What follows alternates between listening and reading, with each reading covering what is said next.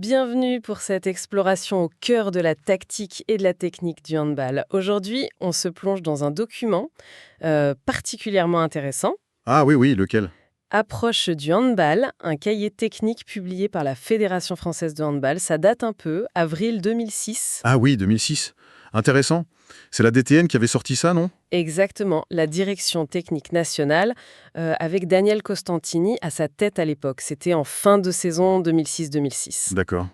Donc ça capture vraiment une vision tactique à un moment T, quoi.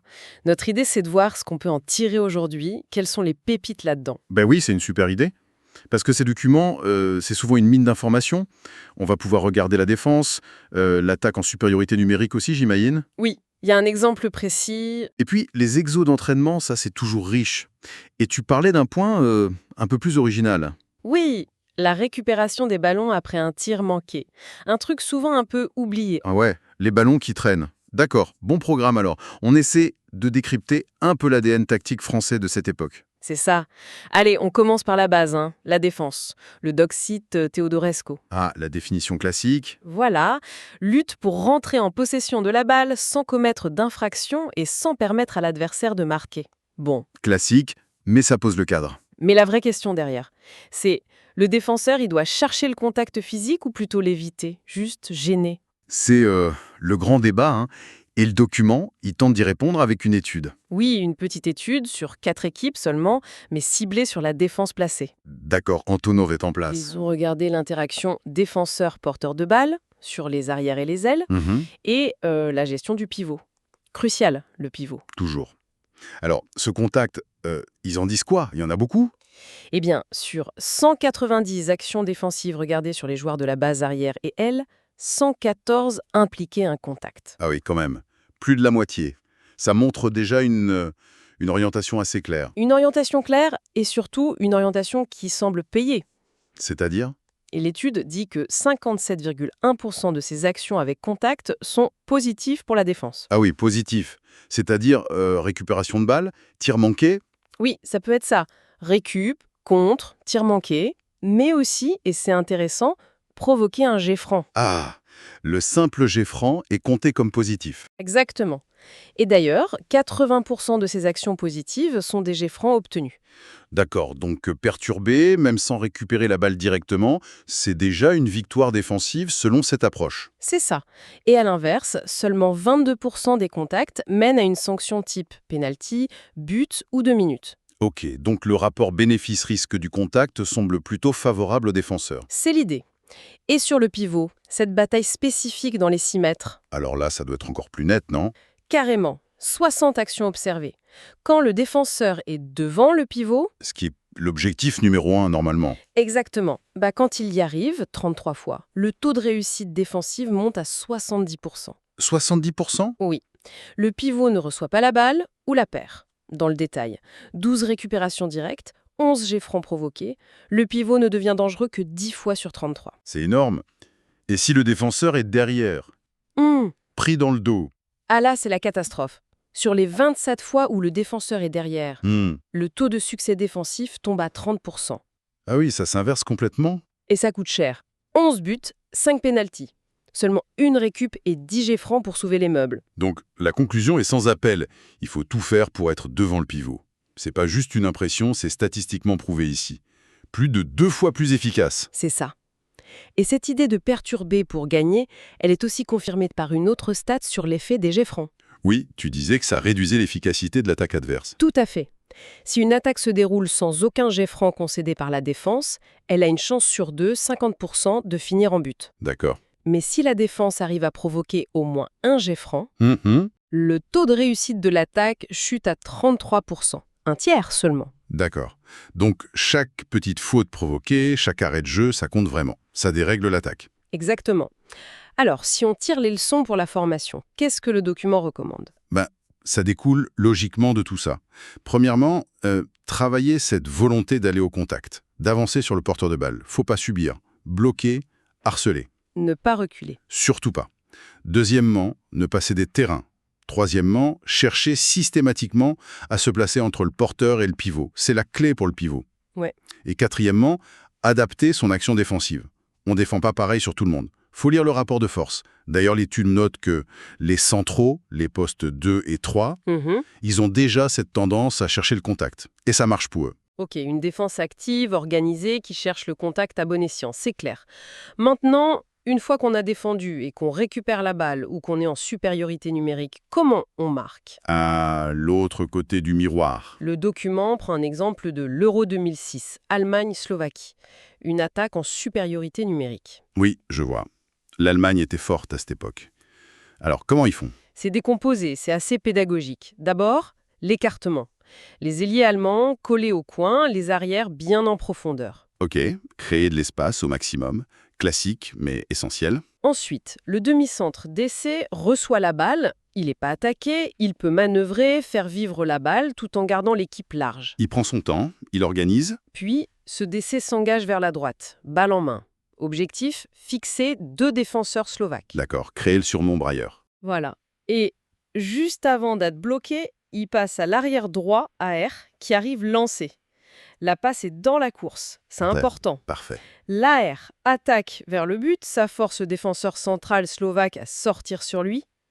Et là, Ça libère le pivot. exactement, le pivot allemand, numéro 17, l'AR en suspension, lui fait la passe, rapide, précise, hors de portée des défenseurs. Propre. Le pivot se positionne dos au but et y tire. Pendant ce temps, le décès est déjà ressorti et les autres attaquants notent le document, anticipent déjà le repli défensif. Ah, ça c'est le très haut niveau. Pensez déjà à la phase suivante. Tout à fait. C'est un modèle du genre. Ça paraît simple décrit comme ça, mais l'exécution doit être parfaite. L'écartement, la fixation du décès, la menace des arrières. Le document mentionne Hens et Michel, des grands gabarits, ça aide à fixer. Bien sûr. Et la passe finale au pivot bien placé, ça montre l'importance de jouer large et d'exploiter l'espace créé. La défense slovaque, elle, subit complètement. C'est très clair. Bon, après ces phases de jeu, le document consacre une grosse partie à l'entraînement, avec des exercices pour tous les niveaux. Ah, la partie pratique, toujours utile. On commence tout en bas, avec les débutants, l'animande. Un exo s'appelle tir à son poste. D'accord. Ça ressemble à quoi? Imagine un quart de terrain. Un ailier, un arrière, un pivot, un défenseur. Une colonne de décès avec les ballons, un gardien. Ok, une configuration de base. Et une séquence de passes, décès, pivot, arrière, ailier. Et l'ailier tire. Puis une autre, décès, pivot, arrière qui tire. Et une dernière, décès, pivot qui tire. Et le défenseur, il fait quoi? Il est actif, il essaye de gêner chaque passeur ou tireur. Pas une opposition féroce, mais une présence. D'accord. L'idée, c'est de travailler la circulation, le replacement, l'enchaînement simple, attaque-défense, et de faire tourner les postes, j'imagine. C'est ça. Mettre le tireur en situation, même simple, avec un passeur et une petite opposition. Oui, c'est malin. On n'isole pas juste le tir. Pour les un peu plus grands, 9-12 ans, Là, focus sur le duel tireur-gardien. Avec des jeux. Tirer fort et précis. Faut faire tomber des cônes placés dans le but, mais après avoir dribblé. ok, ça combine technique de dribble et précision. Ludique. Ou, pour marquer les buts, on met des mini-buts et chacun est tour à tour tireur et gardien. Travail d'adaptation. Et pour marquer malgré un défenseur, un petit 1 contre 1, après avoir récupéré une balle au milieu. D'accord. Toujours sous forme de jeu, on introduit l'opposition directe. C'est bien pour cet âge. Ensuite, on monte d'un cran. Adolescent, adulte. Là, les exos deviennent plus complexes. Objectif, travailler les changements de statut attaque-défense et le jeu sur grand espace. Ah oui, le cœur du réacteur du hand moderne, ça. Les transitions. Premier exemple. Enchaînement parade et relance. 1-2 contre gardien, classique. Ok. Mais dès que le gardien arrête ou que le but est marqué ou manqué, les 2 attaquants deviennent défenseurs immédiatement. Le gardien relance sur des partenaires qui attaquent. Oui, ça oblige à switcher mentalement et physiquement très vite. Fondamental. Deuxième situation. Le killer. Le nom dit tout. Ça promet. C'est simple. Après chaque tir, but ou pas but, l'équipe qui a tiré doit sprinter pour se replier. L'autre équipe lance une contre-attaque systématiquement, non-stop. Ah ouais. Ça doit piquer, physiquement et mentalement. On grave les réflexes de repli et de montée de balle. Et la troisième chez l'hierronagé, le tiroir. Un jeu à 3 équipes. Classique aussi, ça. Comment ça marche ici? Une équipe attaque, une défend, une attend. Si la défense récupère la balle, elle attaque direct contre l'équipe qui attendait. L'équipe qui a perdu la balle sort et attend son tour. Et il y a des règles précises sur l'organisation de la contre-attaque, l'écartement des joueurs, les courses. Oui, c'est très complet. Ça intègre la transition, la tactique sur grand espace, la prise de décision rapide, l'endurance. C'est vraiment du travail pour le haut niveau, ça. Tout à fait. Et enfin, au sommet de la pyramide, pour les pôles espoirs, les moins 18 ans, là c'est chirurgical.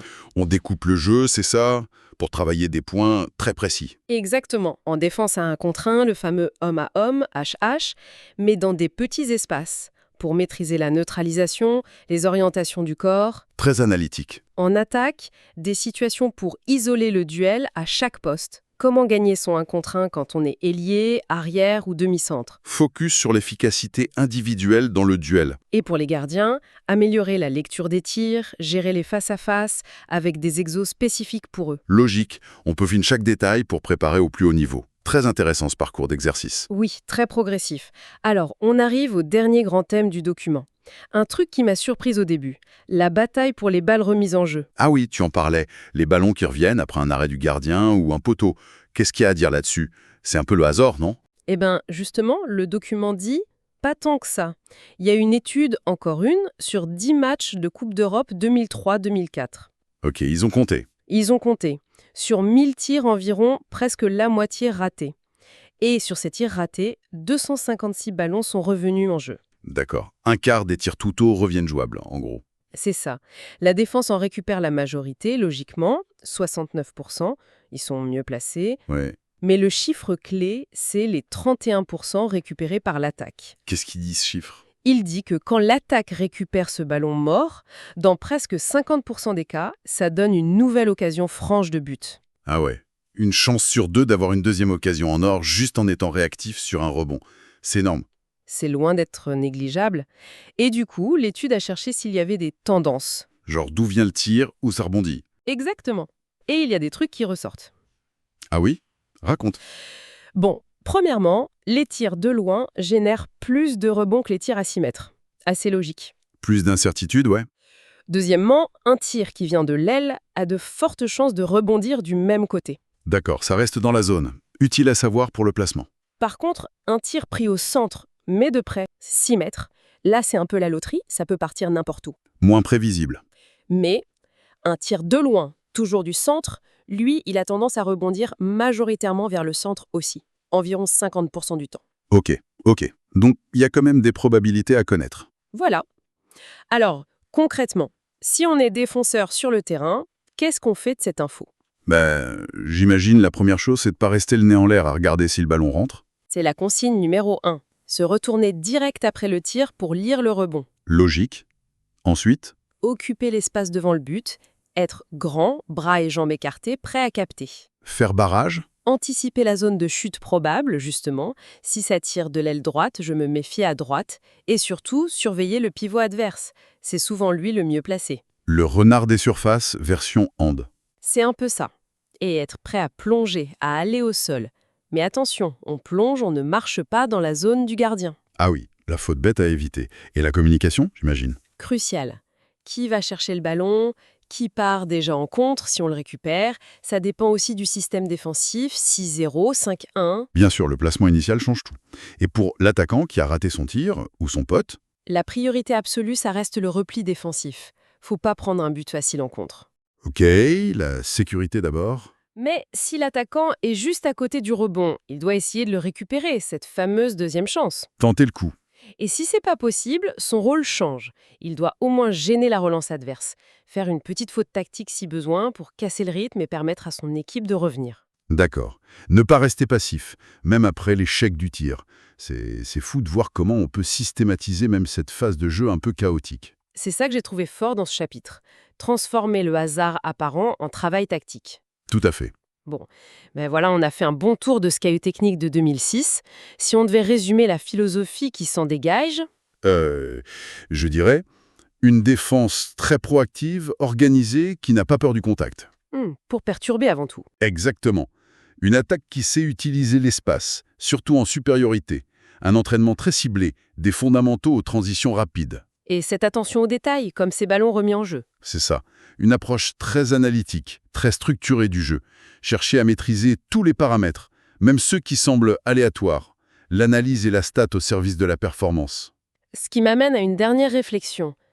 Si tout devient si analysé, si prévisible dans les schémas, les probabilités, défense, attaque, même ses rebonds, Hmm. quelle place il reste pour l'instinct, le coup de génie, le geste imprévu qui fait basculer un match? Ah, la grande question, c'est passionnant. Mais peut-être que les deux ne s'opposent pas, tu vois. C'est-à-dire? Peut-être que c'est justement parce que tu maîtrises parfaitement toutes ces structures, tous ces schémas, que ton cerveau est libéré pour autre chose. Libéré pour l'instinct. Oui, quand les décisions tactiques de base sont automatiques, intégrées, ça laisse de l'espace mental et technique pour la créativité, pour l'adaptation fulgurante, pour ce fameux instinct au bon moment. La structure ne tuerait pas l'instinct, elle lui donnerait un cadre pour s'exprimer de façon décisive. La structure comme socle de la liberté. J'aime bien l'idée. C'est une piste, hein, un sujet à méditer.